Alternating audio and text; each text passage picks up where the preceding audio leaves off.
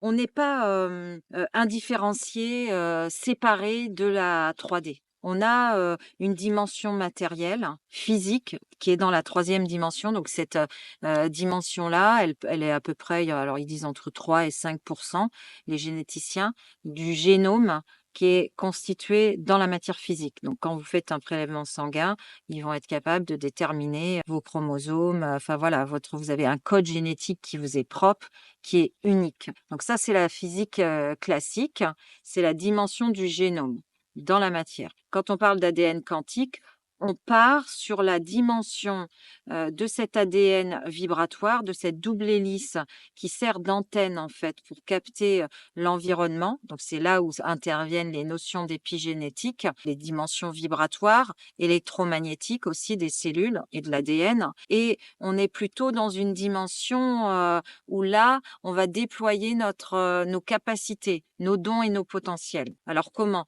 En fait, dans le génome, dans cet ADN de 5 qui est dans notre matière, il y a 95 qui est dans l'invisible. Ils l'ont pas dit comme ça, ils se sont rendus compte qu'il y avait des séquences qui codaient pour les protéines dans notre ADN et des séquences non codantes. Il y avait des gènes qui codaient pour les protéines et des gènes qui ne codaient pas pour les protéines.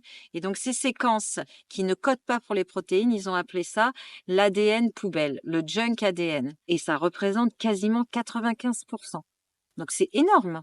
Donc dans le génome, vous avez 5 seulement 5 qui codent pour les protéines. En fait, les généticiens, ils ont commencé à cartographier en 1948 et ils ont fini en 2003, ce qui est récent, hein, ça fait 21 ans, c'est très récent. Ils ont pris énormément de temps à cartographier l'ADN parce que c'était très complexe et ils ont découvert à ce moment-là qu'il n'y avait que très peu de séquences qui codaient pour les protéines. Et en fait, ils se sont dit: «Mais comment c'est possible? On a des milliers de fonctions dans notre corps physique» et ils ont trouvé que 26 000 gènes, ce qui est très peu par rapport à toutes les séquences qu'il faut coder, hein, entre l'organe du foie, enfin tous les différents organes. Et donc ils se sont dit: «Mais comment c'est possible qu'il y ait que 26 000 gènes qui codent pour les protéines?» Et en fait, c'est là qu'ils ont découvert des séquences, des gènes qui ne codaient pas pour les protéines et ils ont appelé ça l'ADN poubelle, tout simplement. Donc ces fameuses séquences qui ne codent pas, ces gènes qui ne codent pas pour les protéines, en fait, ce sont des instructions quantiques.